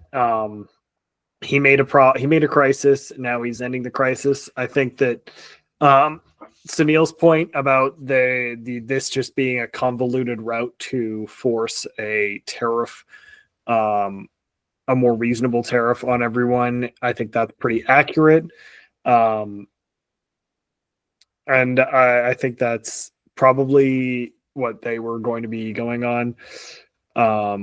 So I guess that was a success on that front, depending on, if you view additional tariffs being introduced as a success case, given that, Americans will be paying for the tariffs, whether it is a more reasonable number or not. But that's still something that will be an additional tax being levied on the population, and to some degree. I think that Trump is he's just chaotic, and for the things that he does right, he does them in such a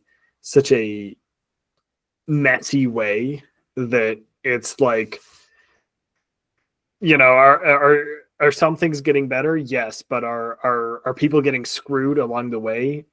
100%. So I think I think it's very much like he's very of the opinion of just like big moves, and those big moves often result in a lot of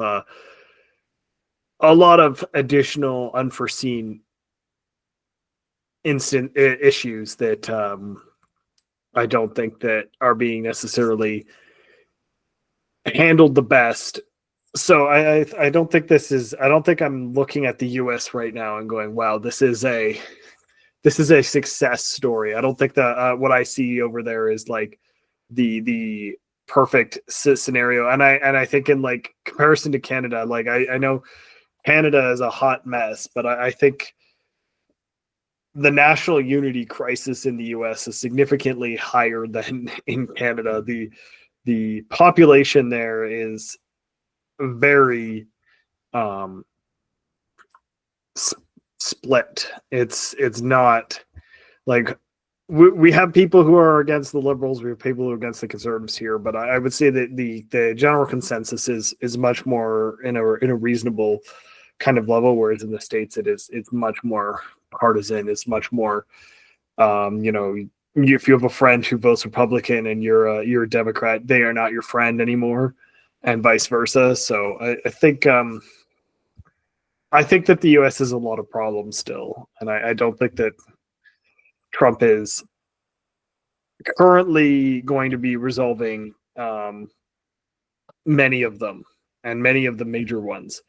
That being said, I think it's pretty clear that he has had some positive impact on, like, for example, the levels of illegal immigrants. So it's clear that he's doing some things, and I think that the other factor that I think is in the mix here as well is that I don't really know what he is or isn't doing that's bad, right? I know what he's doing, like, based on what Andy is saying, that has been positive results. I hear stuff that he's done that are not so great, but it's much more like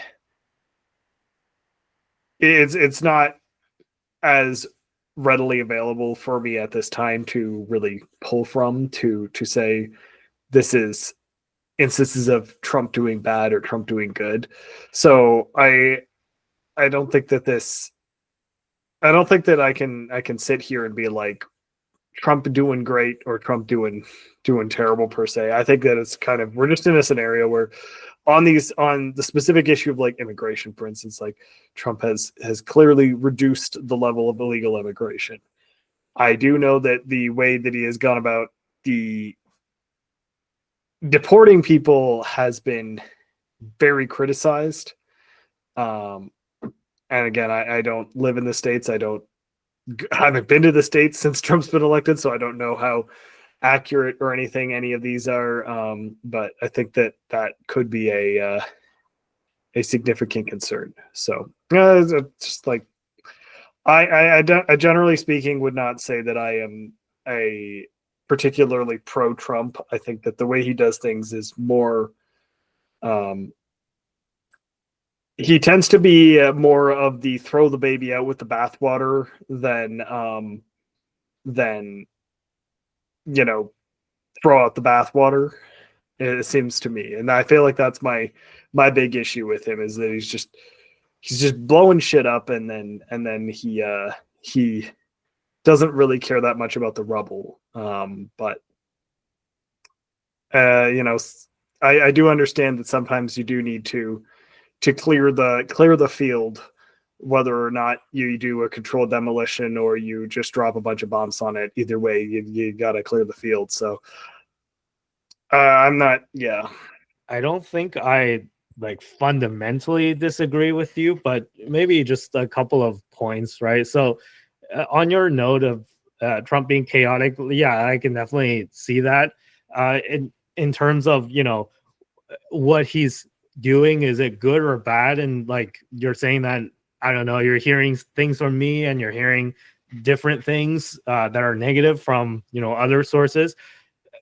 You're just gonna have to make your own decision, right? I don't know what to tell you. I wish we had like a ground news sponsorship, because that would be like the perfect time to plug that in. But we're not sponsored by ground news like a lot of other YouTubers, but if we were, I can see how like a service like ground news, for instance, would be helpful, because it's a news aggregator that ranks different news sources depending on their bias, right? So maybe you could consider using something like that if you're really unsure of whether your opinion is if it's the truth or if it's biased, or it'll show you whether or not it is. But I like to think that I look at things objectively as objectively as possible, but obviously I'm human. I have my own biases as well.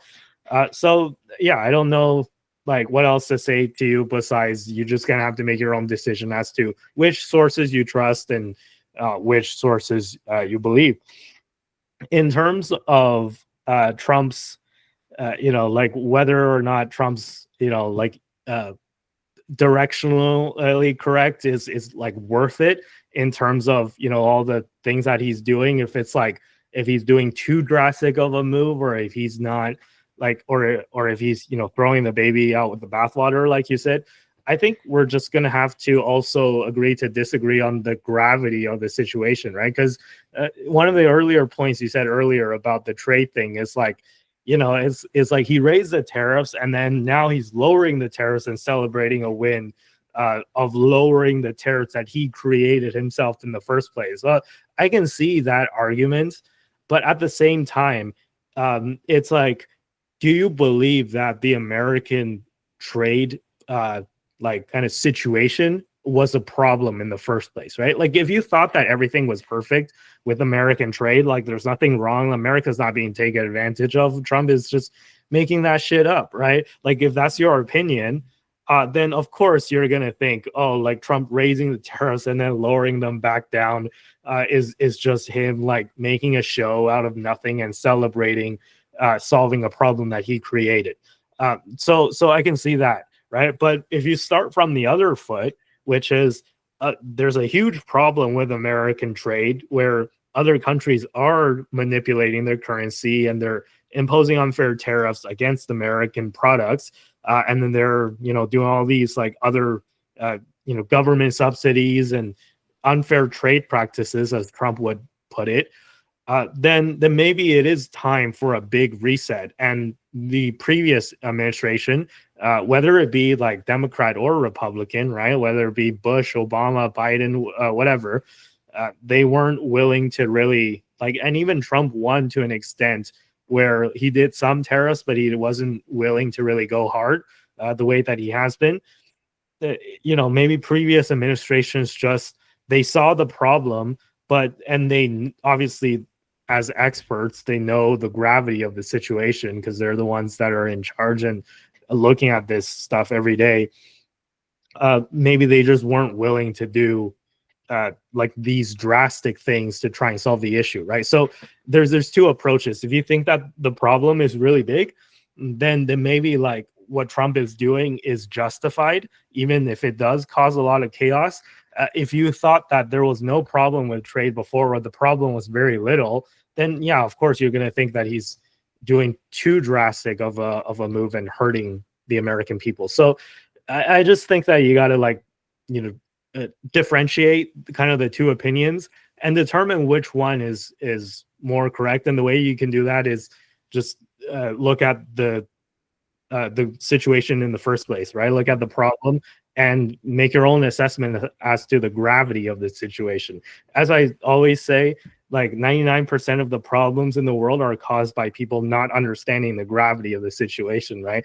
I just think that there's a lot of things that I've seen online. I'm not like picking on you, Tristan, or anyone in particular, but I'm seeing a lot of like people's opinions online of people saying things without fully understanding the problem, or if they understand the problem, they don't understand the gravity of the situation and how drastic it is, right? And with the illegal immigration thing, that's also another thing where people, I find that who live like, you know, in New England, these like liberal blue states in New England, who's far away from the southern border, they're the ones that are like pro open borders, quite frankly, right? Like they don't see a problem with illegal immigration because they're literally like 1,000 miles away in like the corner of the United States that are far away from the border, and they don't have skin in the game. They don't understand the gravity of the situation until like some influencer, some right-wing influencer brought a bunch of like his friends who are like people of color and made them like dress like in like rags, and they knock on like the doors in this like rich suburban neighborhood full of liberals and, you know, people who have Harris for president signs on their front yard, and be like, hey, like I have Mohammed and Jorge who need a place to live, and they just came from like Venezuela and like Nigeria. Can you please like lend them your living room? And the people are like, oh, sorry, I can't. It's like, oh, I thought you were like super pro immigration, right? Like whether it's legal or not. So yeah, I just think that a lot of times people make decisions and people have opinions without fully understanding the gravity of the situation. And I think that this is like the kind of along the same lines with trade as well, right? Where people, if you don't think that there's a problem with trade in America, then you're not gonna really understand what Trump is doing. But in my opinion, the trade thing, now that Trump has brought this issue to the spotlight for the past 3 months, I really am starting to see how like it was pretty bad before, and with this chaos, it's probably going to be over within another few months or so. And then maybe in a year or two, we'll look back on it and be like, hey, what Trump did, he reset the global trade relations, and he got all these deals that are favorable to America. The chaos was worth it because the stock market, it dropped 20%, but then it bounced right back. And if you just held your stocks, it would have been like nothing ever happened, right? But yeah, anyways, I've talked for a long time. Let me pass it to Sunil, who's been patiently waiting. I agree with that. Like when it comes, like your illegal immigration example, like the people who are screaming about Trump and calling everybody who supports him racist for wanting to deal with illegal immigration are also the people that either don't like have to deal with it in their neighborhoods, or they're people who benefit from it because they get to hire cheaper labor and they don't have to rely on more expensive domestic labor. So there's always like a component when it comes to that kind of stuff. And I think that same argument can be made for trade. Like I think there's real reasons why individuals voted for Trump's America First agenda. And I agree with Tristan when he says that like there's going to be people who like are like impacted negatively by this. But that's the whole point. Like the people who like supported the status quo on trade were individuals who were benefiting from it in some way, whether it was cheaper goods or cheaper labor or access to cheaper products, inputs or whatever. Like there's definitely like a corporate angle here where like corporations in America want to send jobs to China, knowing it's going to hurt domestic workers, but it helps them on their bottom line. So I think that like we're here not because China's evil or because Europe had tariffs, or I think we're here because American corporations have favored like economic decisions that have hurt American workers. So if Americans have to like bring more like of their supply chains back home, there will certainly be people who are impacted negatively by that. A lot of that has to do with supply chains and people who are relying on America's like status quo trade relationships and economic commitments. Unwinding these like economic commitments was always going to be painful. There's no like pain-free way of doing this. But I think that like when Trump started this project, a lot of people said that he was going to crash the world economy. He was going to cause rampant inflation, and that's just not happening right now. And he is renegotiating America's trade, and he is changing the script on like trade deals, and he is getting a lot of American corporations to change the way they do business and potentially bring more of their supply chains back home. And he is getting a lot of investments in the U.S. by kind of scaring the way he did it isn't the most like honorable way of doing it, and like he like picked fights with a lot of America's allies. But in the end, he is actually like performing well for America's workers, and he isn't crashing the U.S. economy to achieve that. And that's kind of my overall view there. One thing you kind of brought up was like, we're all coming from different perspectives on the gravity of the situation, how bad, how much action needed to be taken, how aggressive this needed to be reacted to. And I think that that's very true. I think it's very difficult for any of us to really have a 100% bias-free like factual perspective on the actual situation, right?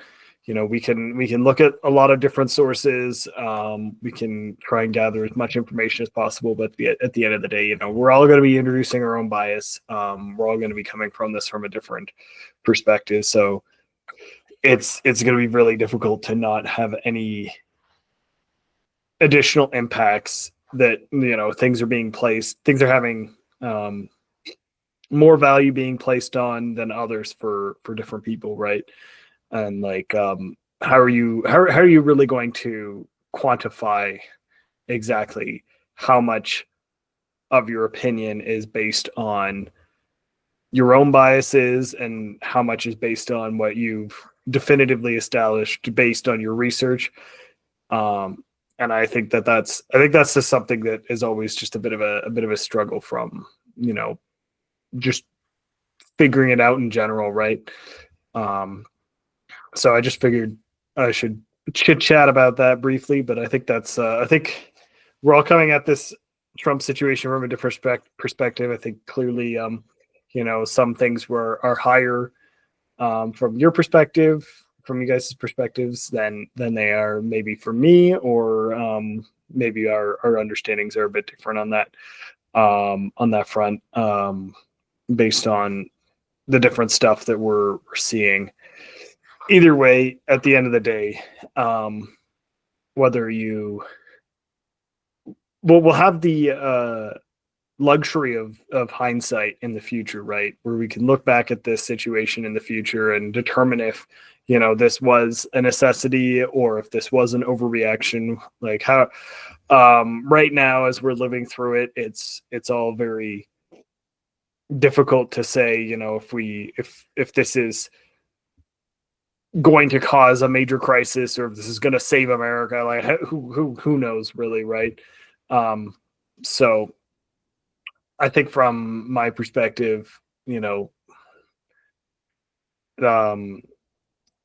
could really go either way. I don't really know exactly how to assess it at this point. At least we're not in recession yet, from what I can tell. So really, it'll come down to the next few months as we kind of pass through this big shakeup on whether or not this is going to be something that causes actual problems, or if it's just going to be completely transitory. So we're gonna just kind of have to see. But either way, I just thought I'd give that blurb. I guess we'll have to revisit this at some point in the future. And on the recession notes, the previous quarter in the US did actually come in negative. So technically, if we get next quarter also negative GDP, then it will be by definition a recession, at least a technical recession. And technically speaking, that did happen. I think back in, was it 2022? Was it? And then it was Biden who was in charge, and then the Bureau of I don't know, the economic something, the guys that call whether or not it's a recession or not said, oh no, this is not a recession because unemployment is still low, even though you got 2 quarters of negative GDP. I'm just saying, right? If it happens again where we get 2 quarters of negative GDP, I have a feeling that these government agencies are not going to be as nice to Trump as they were to Biden. So they're definitely going to call a recession if we get the next quarter negative GDP, which I don't think is going to happen, but I've been wrong before. So I guess we'll have to see, right? Anyways, that was all I had for tonight's show. Unless anyone else has anything to add. Nope. If not, why don't we end the show here? Tristan, you're our outro guy, so I'll pass it to you for a quick outro. All right. Well, thanks for watching today's episode of Zillennial Money podcast. Don't forget to like and subscribe to our channels. And thanks for watching. See you next time. Have a good one. Have a good one. See you next time.